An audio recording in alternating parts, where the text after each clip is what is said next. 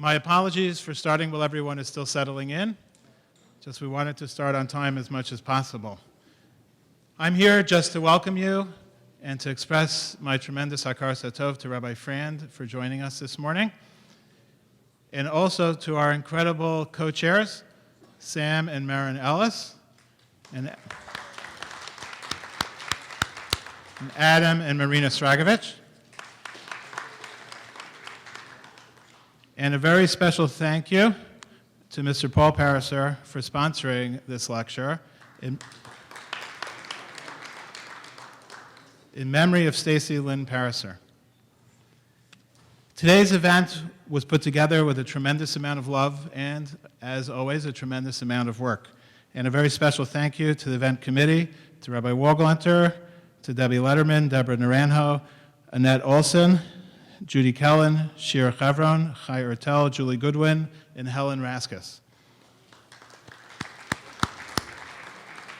And without further ado, I'll call upon one of our co-chairs, or both of our co-chairs, Mr. Adam Stragovich and Mr. Sam Ellis. Thank you.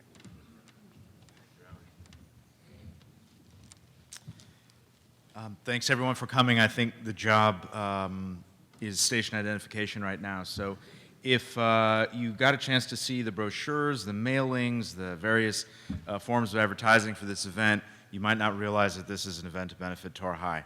I think it's very typical of Rabbi Pikus to write this sort of thing in microscopic letters that you can only see with a magnifying glass.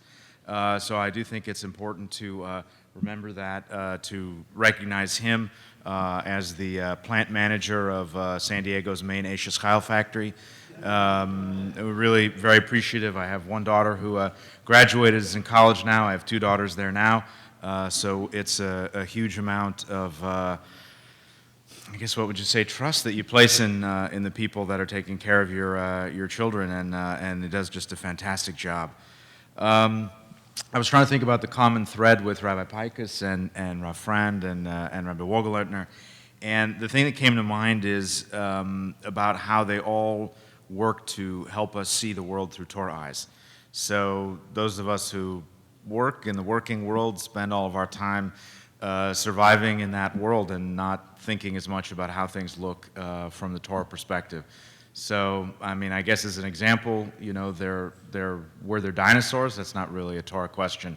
Of course there were dinosaurs. The Torah question is, were the dinosaurs kosher?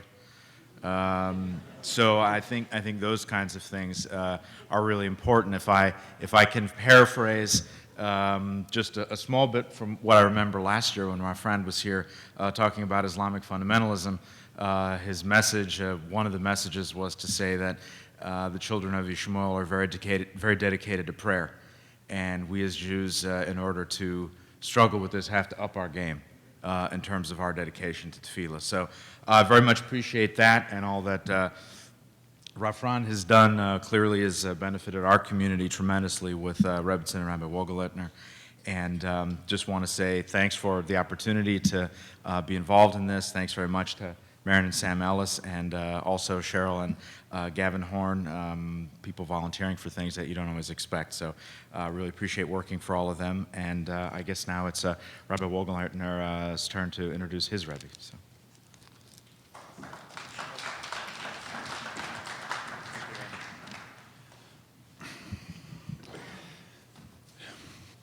Though it wasn't on my program or mandate, I would like to take a moment also to add on to Adam's words and to thank Rabbi Pikus.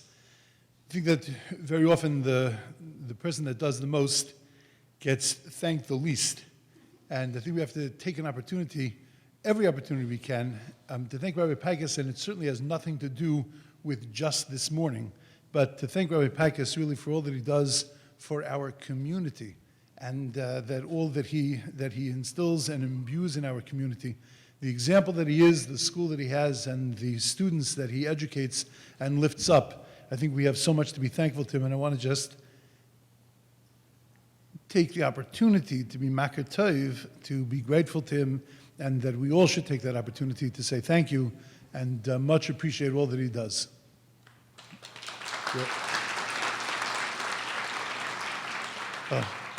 Wherever he is. I had an an opportunity, that's why we don't have one of these. I had an opportunity this summer to hear Rabbi Frand outside of the context of a drasha. And it was a time where I really wasn't concentrating or able to really grasp the words that he was speaking. But I came to an incredible realization. And I realized that listening to Rabbi Frand, there's really two parts to it. One is his words, and Rebbe's words are always so moving and touching and inspirational. But the other is the person. And that where the words sometimes don't reach, the person does. Rebbe is really, at this point, I would say in Klal Yisrael, in the Torah world, he's really the Rebbe, really the teacher of the Torah world. Rabbi Frand has an ability to be able not just to speak the words, but to live the life, to be the example, to be the kind of person that really inspires and lifts this generation. More than the opportunity that we have this morning to hear words of inspiration before Rosh Hashanah, Yom Kippur, before the Yom Noraim, we have the opportunity to be in the presence of an Adam Gadol, to be in the presence of a giant of Torah, and just have the opportunity to be able to see him and to be able to be in his presence. That in itself is inspiring and uplifting. It gives me incredible pleasure and honor to be able to introduce Rabbi Yissocher Frand to share with us some inspiring words of Torah.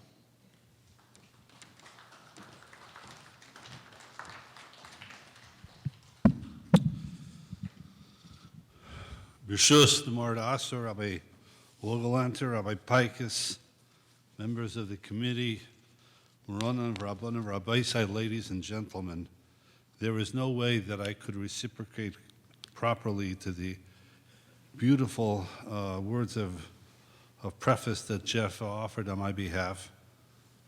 They are over the top. Jeff has a tendency to do that from time to time. But I'm very touched. You know, I've been now, I've been a teacher in the yeshiva for, I just passed my 40th year. I've had a lot of students have come through the doors and gone out the doors, etc. I never counted how many students I've had. I don't think it's a wise thing to do. But he certainly goes down as one of the most memorable Talmidim that I've had. You know, the Reader's Digest used to have this column, My Most Memorable Characters. He would fit into that group, but not only in terms of he's a character, but what he's accomplished. You know, almost single-handedly, of course, with Shashi's help, and we in the yeshiva take great pride in all that he's done here in La Jolla, and gives us a lot of nachas. I want to thank Rabbi Pikus not only for the way he brought me in. I told him that he should have perhaps considered a career in the military because of the precision and how he runs things literally on to the moment, and never seems to get flustered, and that's a tremendous talent, and I'm glad he's working on our side and not wasted in the United States military. I also have to thank him personally. My wife and I spent a week out here in San Diego in August, and he was very kind enough to arrange for someone to take us out in a sailboat. I have never been in a sailboat in my life. And there's a group of people that I know from, we were in a hotel. Anyway, there is in fact a picture of me there at the helm of the sailboat with everyone holding their breath. But it was a wonderful vacation, and he added such a lot to it because it was a unique experience for us and for the people that were with us. So let me begin with a warning. This is not your typical tshuva drasha. This speech is not like past speech. I am not going to share a new insight into the Rambam, into Maimonides' laws of tshuva. I highly doubt that I will make you cry if I've made you cry in the past. I do not think that this speech particularly has such an emotional pull to it. So it certainly does not fall into the classic categories of what makes a tshuva drasha. On the other hand, the great Rav Hutner, Rav Yitzchak Hutner, one of the great thinkers of the 20th century, once said that tshuva does not mean becoming better. Tshuva is defined as becoming different. Tshuva is defined as changing. And I would like to think that after we walk out of here later this morning, that we will be able to, in fact, change something about our lives. You know, as you look back year after year after year, we always ask ourselves at this time of year, did I change? Am I basically the same person that I was last year at this time, in spite of all my good intentions? And most of the time says, no, I'm basically the same person. What I'm going to suggest today is something concrete, something that I think we can change, and most importantly, I think we must change. So what am I going to speak about? I'm going to speak about smartphones. This is not going to be your speech about inappropriate content that one can view on smartphones, as important as that is. This is not going to speak about not using smartphones in the synagogue during the middle of davening, even though that is very important, and it has reached epidemic proportions. I'm going to speak about a more subtle and pernicious effect that smartphones has had on us as a Jewish people, and what our obsession with cell phones tells us about the state of our spiritual lives. And are we being successful in accomplishing our goal as Jews? And that's why I think that this is an appropriate speech at the most important time of the year, before the Yom Niroim, before the high holidays. Before I go any further, let me make a disclaimer. I own a smartphone. It's an Android. And I use my smartphone. And I like my smartphone. I like Waze. I like mobile banking. I like tune-in radio. I like many of the features on my smartphone. And therefore, this speech is directed as much to me as it is to all of you. I'm not going to get up over here and say, I'm preaching to you. I'm preaching to myself as well. I sometimes wonder if a person had been out of society on a desert island since the year 2000, and he came back to America 2016, what would he be most amazed about how society has changed? Now, mind you, I'm speaking about a person that is familiar with the internet. He has not really been that far out of society. He's aware of technology, etc. But I have to think that being out of society for the last 16 years, the thing that would he be most amazed about is how attached we have become to our smartphones.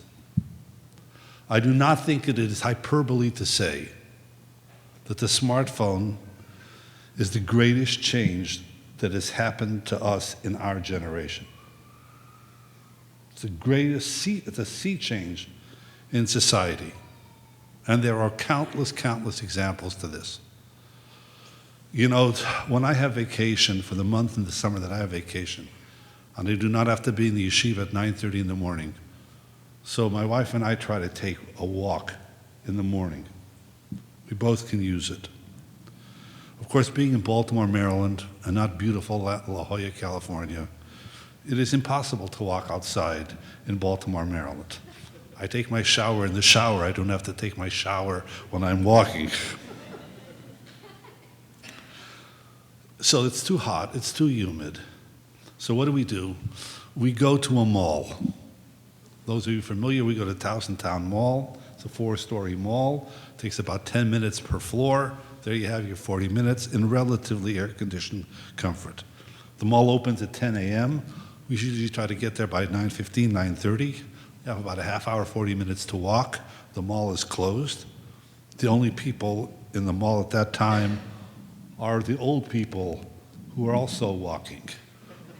So, now, they're old people. What are we doing here? I mean, we're not old.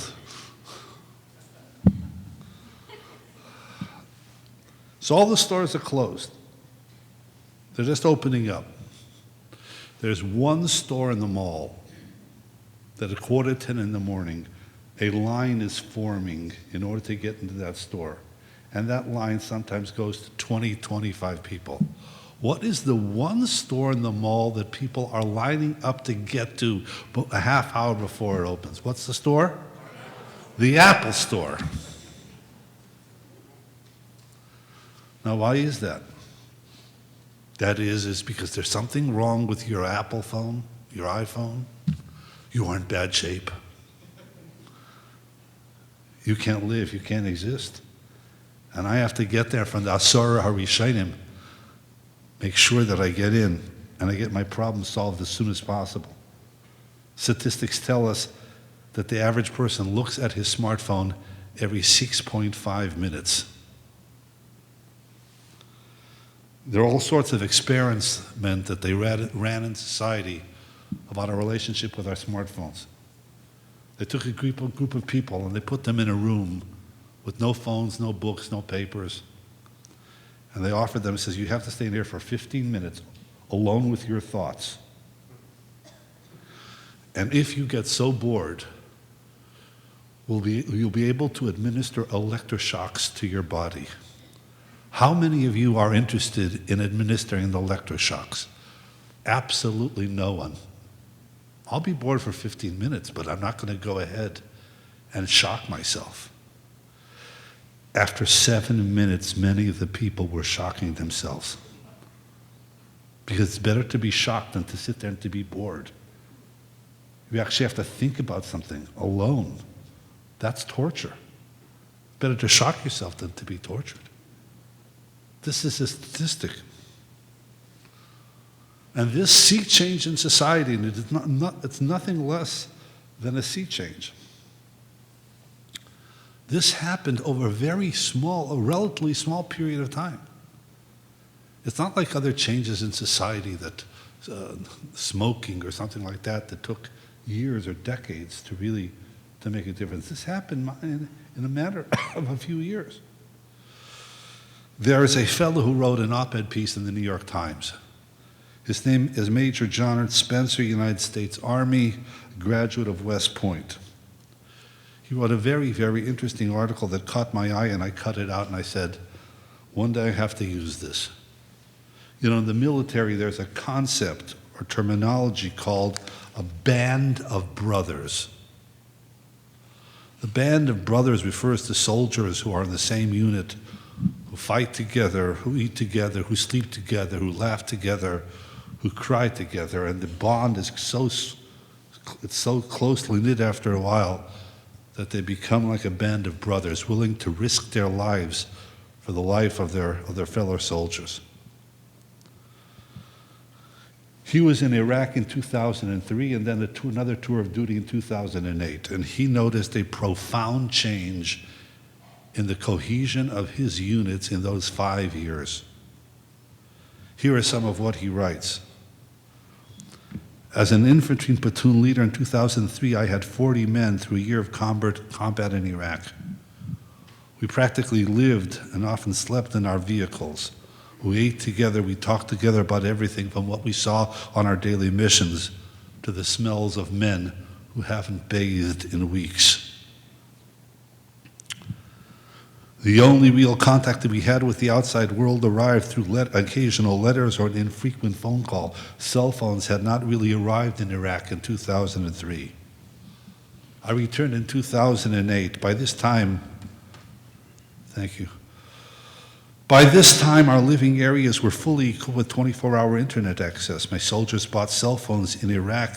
Facebook was taking off and changing social media. Soldiers spent hours and hours in the computer lab posting to their Facebook wall and messages to their friends. And you know what happened? It had a terrible effect on the cohesion of the group. They would criticize each other. I saw them arguing about what decisions to make. The cohesion was just not there anymore. Or as he puts it, we went from a band of brothers to a band of tweeters. This is the United States military. This is not a Jewish subject, but it is a Jewish subject. Because I've spoken and read from several people who have yeshivas in Israel that are catered to boys who've somehow gone off the straight and narrow and now come to Israel to be rehabilitated, and they work with them. And for many, many years, they had tremendous success with this type of boys. One of these people, a mashgiach in a very famous yeshiva in Israel, writes, the boys became uninterested in anything besides instant gratification. They just are interested in their screens. I once asked a boy, do you ever discuss a problem with a friend over Facebook? He answered, I don't want to hear their problems. I just want to know what's going on. Or another very, very famous mashgiach in such a yeshiva, who will take almost any type of boy. He will take a boy who has a history of drug use. He'll take a boy who acts with girls in an inappropriate manner for a religious boy. There's only one rule that he won't take a boy. I will not take a boy who has a smartphone, because there's no one to talk to. And if I can't talk to him, I can't do anything with him.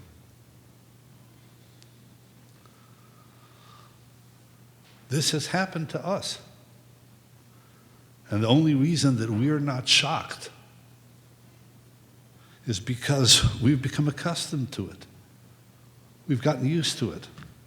We've gotten used to almost anything. Was there a time 5 years ago, 10 years ago, that you'd be sitting at a wedding and somebody's small cell phone would go off and you look around and say, oh my, how disgusting, how inappropriate, how inconsiderate. Or at a funeral, for a phone to go off? Or the middle of davening? Today, it doesn't even faze us. Standard operating procedure. That's because we human beings have this tremendous capacity, a capacity without which we would not be able to exist. And that is, we can get used to almost anything.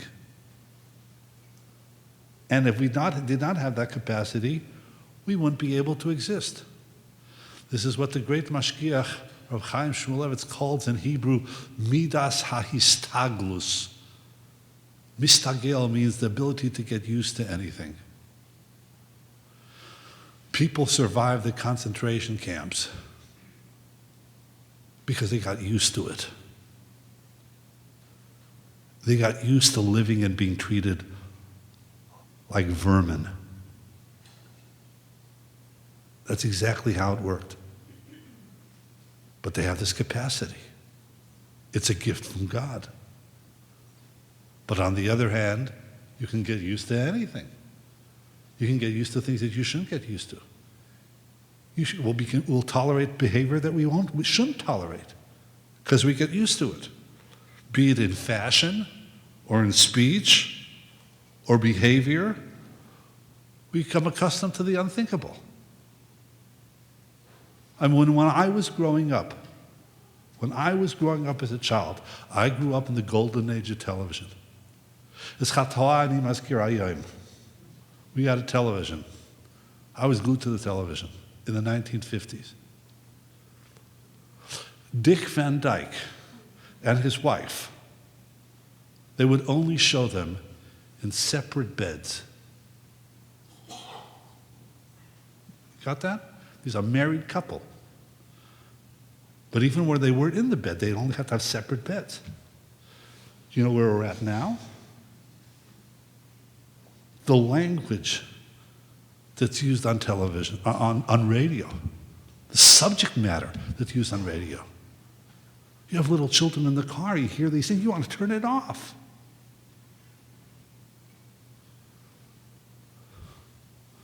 We got used to it. You know, the famous Briskerov pointed out a pasuk in this coming week's Torah reading, when the pasuk refers to how the people of Israel came into Eretz Yisrael and they saw the different idols that the non-Jews used to worship to and the forms of those idols. And it was repulsive to them. It was disgusting to them. The pasuk describes them, they were repulsed by it the way people, human beings, are repulsed to human excrement. That was their first impression of all the idols that they saw. Vatiru ishikutsehem, you saw their disgusting things. Veis gilu lehem, the avodah zarah, the idol worship that appeared to you like human waste. Eitz ve'evan, stone and wood.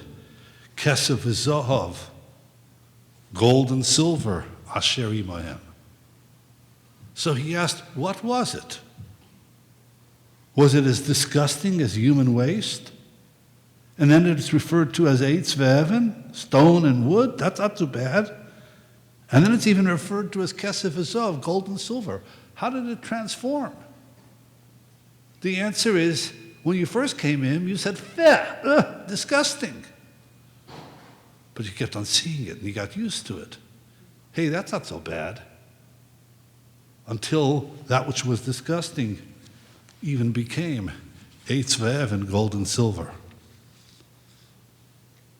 That's what's happened to us. Society has changed. People are obsessed with their cell phones. They're constantly looking at it.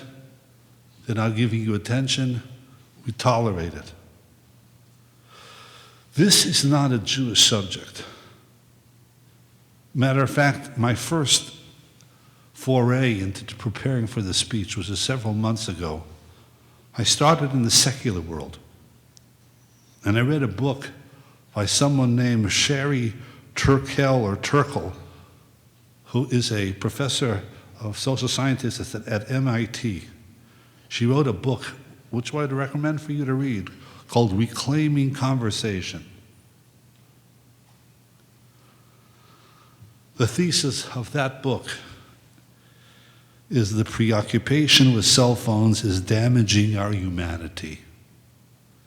Remember, she's not she's not Jewish, she's not religious. She's talking about society.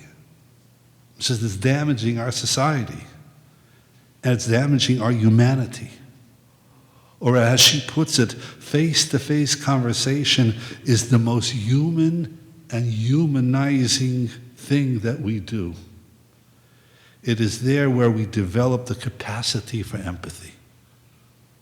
When I sit down with you in a room and we talk to each other and we look in each other's eyes and we see our facial expressions, that's when we develop the capacity for empathy, to feel for you.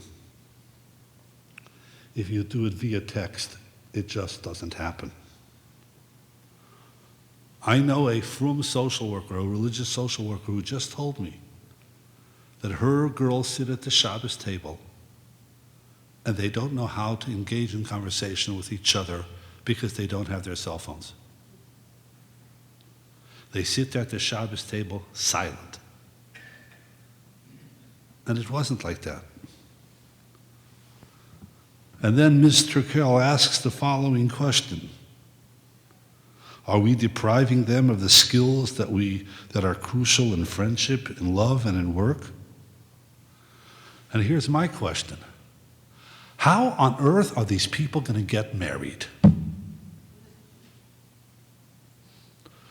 Because if communication is the basis of every marriage, and you don't know how to have a conversation with somebody, how on earth are you going to get married?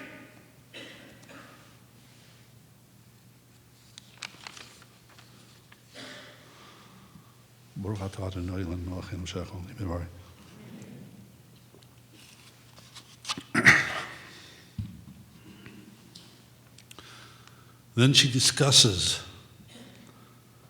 the effect that cell phones are having on parenting, and how children today see their parents as being only half there. Go to an amusement park. Go to a park.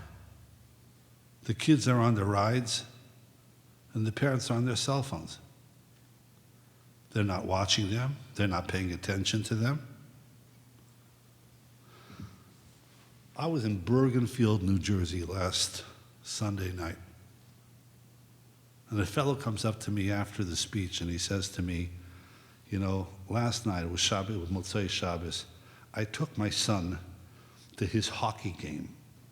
He plays hockey in a league. He says, for the first time in 15 years, I forgot my cell phone. So I told my son, I don't have my cell phone. My son said to me, maybe, Daddy, you'll watch my game for once. He told me it was like a punch to the gut. I can give 15 speeches, and it would not have as an effect as that statement. Maybe now you'll watch my game.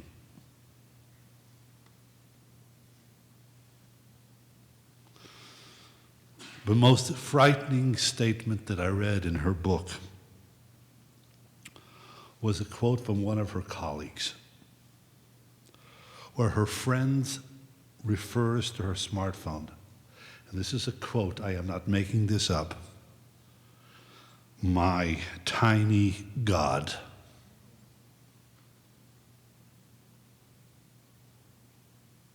That's what my smartphone is. Which reminds me of a Gemara in Masechta Shabbos.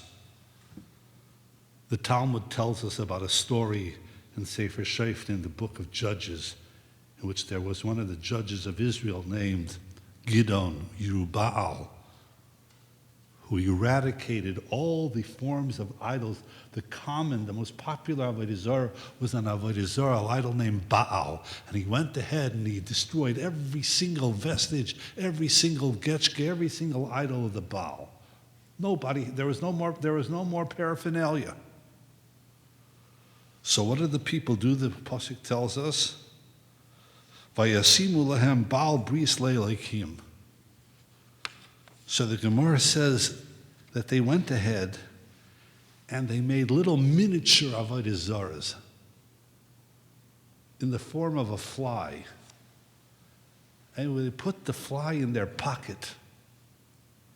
And then the Gemara says, umachabka umanashka. They would take out these little avodah zarahs and they would kiss them and they would hug them. They would take out their little avodah zarahs and they would kiss them and they would hug them. I've never seen anybody kiss a cell phone.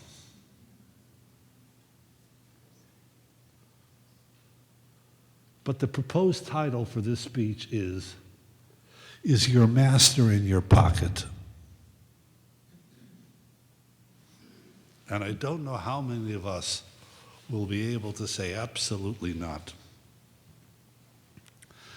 You know, we make a bracha in the morning on the Birchos HaShachar called Baruch Atah Hashem Elokeinu Melech Haolam Shelo Yasani Oved. You haven't made me a slave.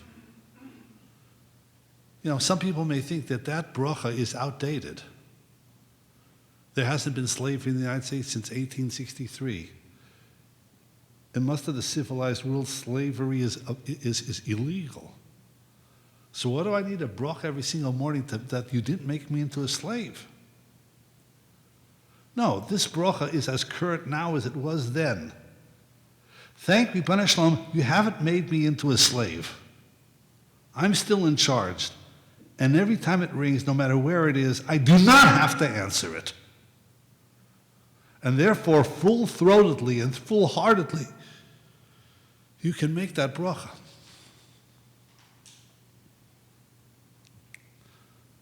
Now, Sherry Turkle is talking about the secular world, about empathy and parenting and other issues. Those two issues are particularly relevant to us as Jews, because one of the three national characteristics that the Gemara tells us that all Jews have are Rachmanim, Baishanim, and Goimlei Chasodim. One of the three things that define our character as a nation is we are Rachmanim. We're a compassionate people. We're a sympathetic people. But more to the point, we're an empathetic people. We're empathetic. We see another Jew suffering. We have to do something about it. That's what defines us as a nation. If cell phones are destroying that empathy, then they're destroying part of our Judaism, of who we are as Jews. Parenting is important to any person, Jew or non-Jew alike, if they have children. But parenting to a Jew is something that it's a national mandate. The pasuk tells us that Hashem, God chose Avraham, Abraham, for the following reason. I chose you, Avraham Avinu, because I know that you are going to give over the heritage of what it means to be a Jew to your children and to your children's children. And your children are going to go over to their children, to their children. That's why I chose you. Because parenting is just not another thing that you do. Parenting is job one for a Jew. To give over to my children and to my grandchildren and to my great-grandchildren and your great-grandchildren. V'shamru derech Hashem. And if our children do not think that we're there for them, that their needs and their concerns are secondary to our cell phones, then we are permanently damaging the relationship between parent and child. And there's almost nothing more important than that relationship. Now, we know the story of Joseph in Egypt. And there he was tempted, a 17-year-old boy, by the wife of Potiphar. Very, very severely tempted. And he was about to commit an act of immorality. The Gemara tells us that what stopped him? So the Gemara says, he looked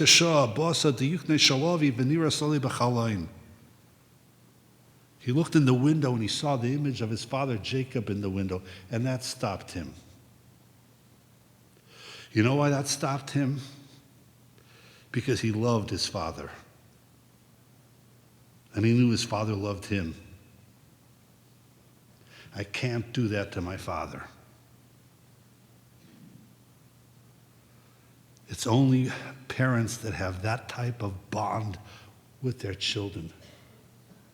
The love bond is so strong that I can't do that to my daddy. That's what Yosef had with Yaakov Avinu. Yosef had with Jacob. And that's what we have to have with our children. And if our children think that we don't care about them, then checking that email is more important. We're destroying that bond. I want to tell you another story, a more modern day story, I think, the story with Yaakov and Yosef. It's a story about a person whose name I don't know.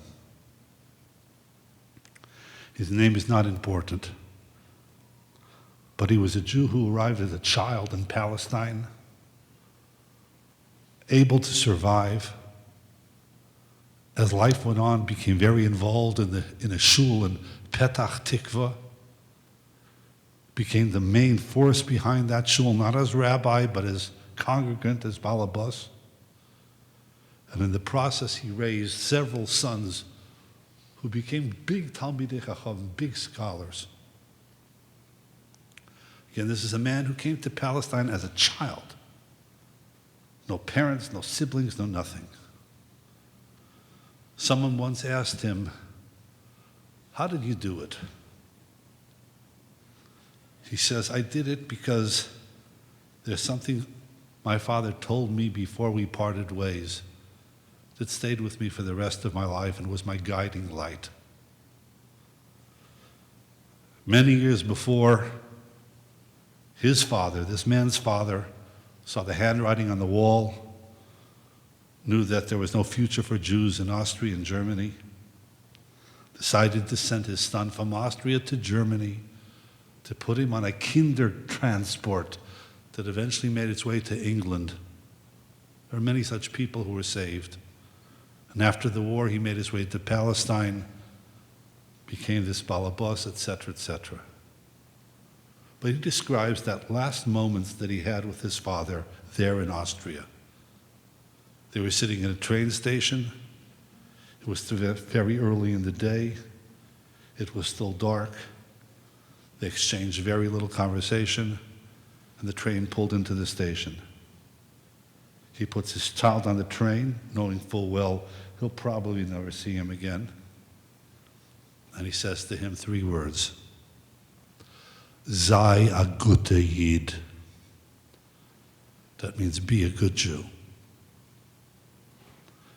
The train begins to pull out of the station. The father starts walking next to the train. Sei a guter Yid. Be a good Jew. The train begins to pick up speed. The father begins to run along.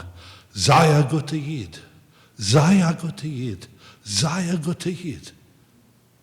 The train's going faster and faster, and the father's trying to run and to keep up, and finally he trips. And now he's on all fours. And he looks up as the train finally pulls out of sight, and he says, Sei a guter Yid!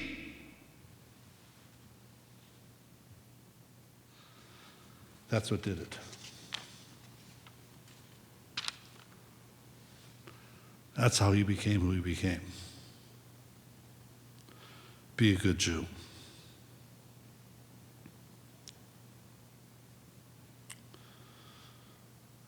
But besides all of the above, empathy, communication, parenting, there's something that we as Jews have to be particularly concerned about. Because this obsession can affect our primary role as being Jews. And that is, in 25 words or less, our goal is to live meaningful, purposeful lives. We don't have the time or the resources to fool around with all these crazinesses and Narishkeiten and trivialities and shtussim that the world provides with us today. We have goals in life. We have to become good Jews. We have to be good parents, good spouses. We are the descendants of Yaakov Avinu. He's our patriarch, Jacob. Most of Western civilization are descendants of Esau. There's very little in the Torah that describes the difference between Yaakov and Esav.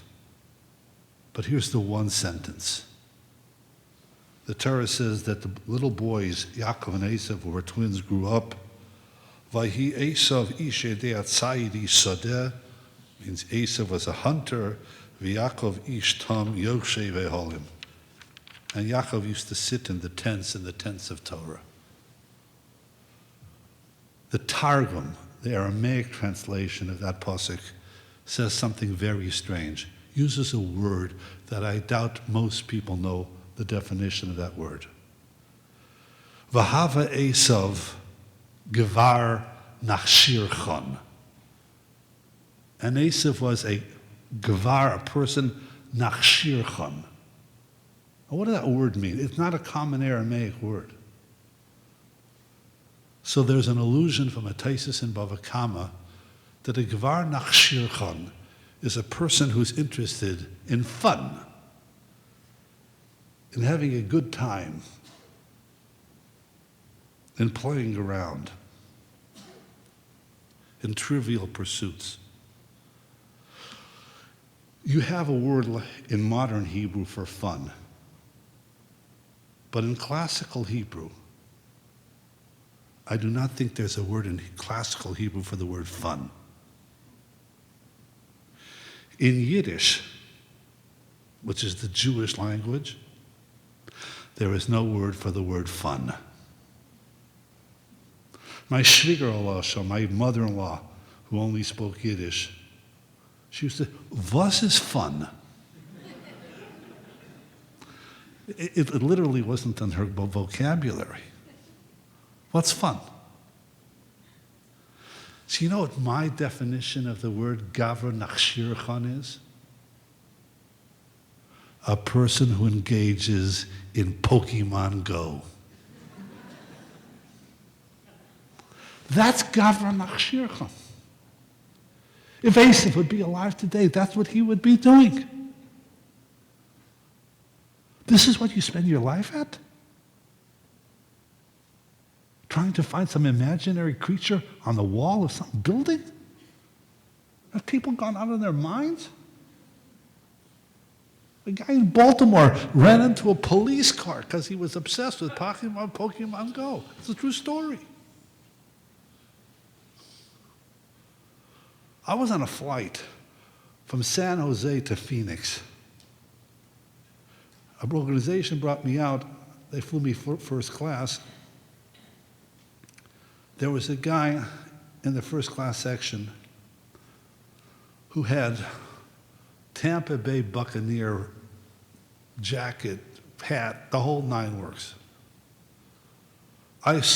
He could have been a fan, but not from his size.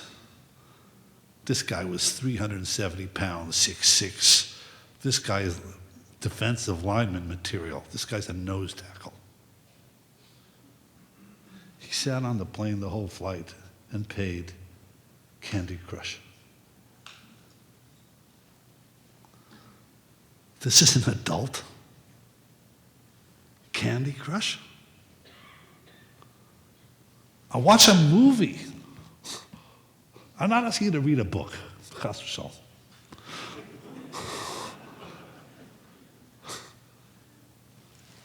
That's Gevar Nachshirchan. Occupying our lives with silliness. V'Yaakov ish tam yeshev aholem, says the Targum, u'mishamesh b'beis midrasha de'ovar tva ulfen mekodem Hashem. Yaakov was looking for instruction from the Ribbon Shalom, from God, as to what to do. That's our Zeta. That's our grandfather. That's what he wants to do with our lives. Our legacy is not to lose what's important in life and what's trivial. It's about meaningful, purposeful lives.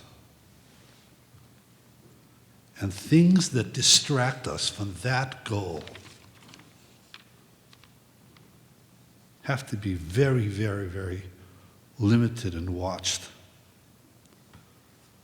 There is a Choves Halavavos written by Rabbeinu Bachi ibn Pekuda in the 1200s. And he makes a certain statement that even though it's beyond our reach perhaps, but the statement is so important. He describes a Chassid Echad, a very, very pious Jew, who had one tefillah, one bakasha, one request from the Rebbeinu Shalom. And that is, Hamakam yatzileni mipizur hanefesh. If you want to take down one quote from today's speech, write this down. Hamakam yatzileni mipizur hanefesh. God save me from distractions. That I shouldn't be all over the map. That I can focus on what's important. And I feel that my life is so distracted. Save me pizur hanefesh, from being all over the place. What this man was asking for is, I don't want to be distracted, and from those things that distract me from my primary goal. And here's another quote that you can take down, and this is in English, and it's a profound statement. Distraction is the only thing that consoles us from our miseries, and yet it itself is the greatest of our miseries. Sometimes we have things in life that we just can't deal with it. They're too painful, they're too hard. So distractions consoles us from our miseries. But it itself is the greatest of misery. Because we get so distracted, we can't do what we're supposed to do. We can't be the spouses that we should be. We can't be the parents that we should be. As is, we live very distracted lives. We have so much on our plate. We're parents, we're spouses, we're community members, we're supposed to be good Jews. We're supposed to devote time to learning. We're supposed to devote time to the shuls, to the schools, to the mikveh. We live busy lives.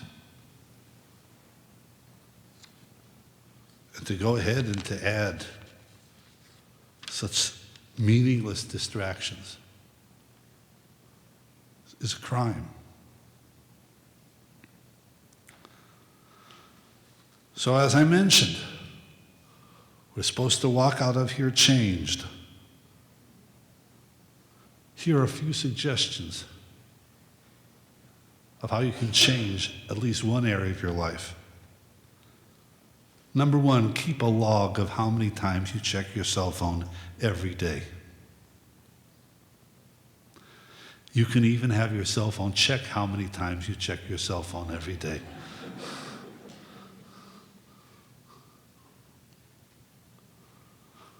Number two, do not sleep with your cell phone. You think, who on earth sleeps with their cell phone? Millions of people. They wake up, they have to see who sent them an email at 3 o'clock in the morning. Never ever let your teenagers sleep with their cell phones. Because they can be up half the night texting to their friends. And they're all dead tired the next day. And they get sick. Don't answer your cell phone in shul. And for the life of me, I cannot understand why people have to daven from their cell phone. What's wrong with a sitter? Your sitter does not beep you in the middle that you got an email. Good old sitter. I met a Sephardi fellow from Brooklyn last week. Says he and a group of his friends decided on their own they will not take their smartphones into their homes. They leave the smartphone in their car. They have a flip phone. They have their phones transferred to their flip phones. They answer their flip phones in-house, but no smartphones. And that takes care of the needs of meals, of learning, etc.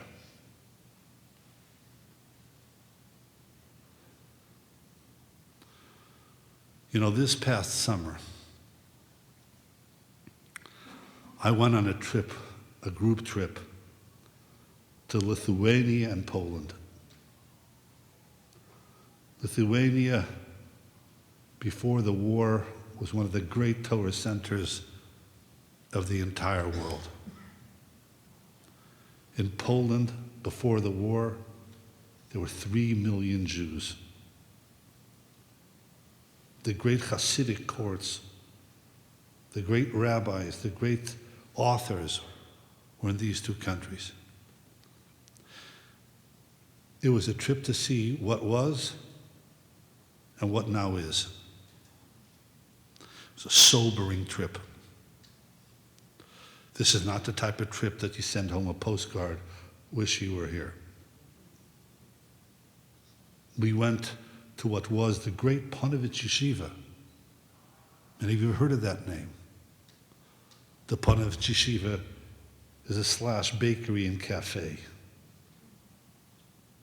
with a plaque on the wall in Lithuanian. This was once the Panovich Yeshiva. We went to Telz, one of the great Lithuanian yeshivas. Telz exists. It's a building from the outside. We got inside. Rubble. Had to watch where you walk. You shouldn't trip over the bricks and the plasters that's coming down from the ceiling and the wall. Gone. Plaque on the wall. The only word that I could work out. It's in Lithuanian. Cleveland.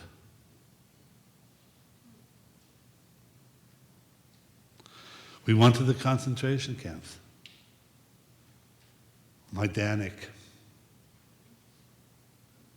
Auschwitz, Birkenau. Chilling is not the word. But the one place that we went to that had the most effect on me was a place called the Kever Achim, the mass grave of a city and a yeshiva not called Kelm. Kelm was not as famous a yeshiva as Slobodka or Telz or Baranovich. We went to the place, to the street, to the road, where they took the men of Kelm and they marched them under guard to a place not far from where the building was, out into the forest, where they had them dig a mass pit. And then they mowed them down. And then they're buried. And there's a large tombstone that says, this is the Kever Achim, which literally means the brother of graves, there in the middle of nowhere. I want to read you a few paragraphs about what Kelm was like. This is from the book that was written about Rabbi Dessler. Kelm was famed for self-control, for humility, for the unflinching pursuit of the truth, the ability to plumb a topic to its depth, the love of one's fellow man, the abhorrence of honor. And for the most prized quality in Kelm. And that was menuchas hanefesh, serenity, at peace with yourself, calmness, peace, to be serene no matter what happens. Indeed, menuchas hanefesh was the most prized of all spiritual achievements. Always remain calm, unhurried, reflective. Avoid anything that can lead to distraction and confusion. You want to become serene. That's the formula. Avoid anything that leads to distraction and confusion. You know what I value most? I wish I had menuchas hanefesh. I get so frazzled and hassled over so many stupid things in life. But they've trained people. Forget all the noise. Concentrate on yourself, on not getting distracted. And that quality explains the following incredible end of Kelm. On the 5th of Av, July 29, 1941, the men of Kelm were marched to a place in the forest. They were told to dig a massive pit where they would be buried after being shot. And here is an account recorded by someone named Shmuel Aryeh Halevi Shechter of those last moments of Kelm. Now get the scene. They're being marched to their death. They marched there singing Ashreinu Matayv Chalkeinu, which is a song, How Wonderful Is Our Lot. It's the song that they used to sing on Simchas Torah, the most joyous day of the year in Kelm. There was no pandemonium. There was no panic. And then the head of the yeshiva asked if he could speak to them one last time before they were shot. The Lithuanian collaborators grudgingly agreed to let him speak. Rav Daniel Moshewitz then gave that which was the last shmooze, the last speech in Kelm. He says, we are like the Asari Haruge Malchus, the 10 martyrs which we'll read about on Yom Kippur. And just like they were killed to save the entire world, we are now going to our death and we are saving in the process the rest of the world. The executioner lost patience with him and said, finish up. And then he said, let us be neither confused or frightened, but rather accept upon ourselves this awesome responsibility. And then turned to the executioner and said, I am finished. Now you can begin. At which point they shot them all dead.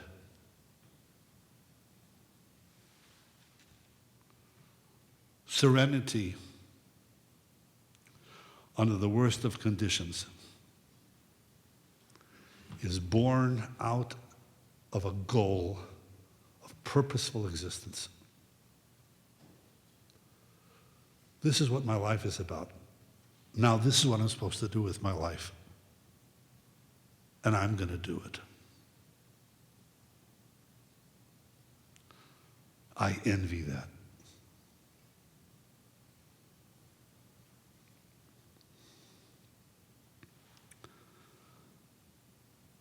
I just want to leave with one more thought. On Rosh Hashanah, we're going to blow the shofar. There are all sorts of laws about how you blow a shofar, what's a shofar, how the sounds have to be made. You know where we learned those laws out? One would think that where the Torah tells us about Rosh Hashanah are the laws of how to blow the shofar on Rosh Hashanah. Ironically, that's not the place. You know where we learned those laws out? Because there's one other occasion which we blow shofar. On the 50th Jubilee year, shofar shel Yovel. Now, if you think about it for a minute, does that make any sense? You blow shofar every single year. You blow shofar shel Yovel once every 50 years. They haven't done that in over 2,000 years. They only do that when the Beis Hamikdash stands and all of Israel is in Eretz Yisrael. So you're going to learn out something that you do every year, something that you do once in 50 years. Isn't that strange? Counterintuitive? The answer is that there's a lesson in the Shofar of Yovel that the Rabbanan and the rabbis wanted us to bear in mind on Rosh Hashanah and Yom Kippur. And that is the Shofar of Yovel is to signify that all slaves go free. That even if a person had signed up beyond his initial 6-year term and he remains a slave now, quote, forever, but forever is until the Yovel year. After that, you're a free man. Shofar of Rosh Hashanah is becoming about free. When we hear that last blast of shofar after the Elon Yom Kippur, the Rav Hai Gaon says, that's the shofar of Yovel.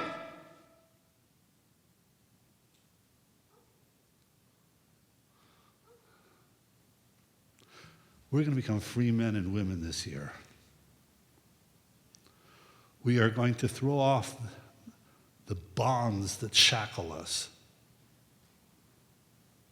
the instincts that control us, the Yissocher that drives us to do things we don't want to do. We're going to become free again. And we're going to be in charge. And you know how we're going to start? By controlling this little master in our pocket. But he's no longer going to be the master. I'm going to be in charge. I'm going to limit my usage. And therefore, we'll be able to once again make that bracha, Shaloya Sani Ovid, like we really mean it.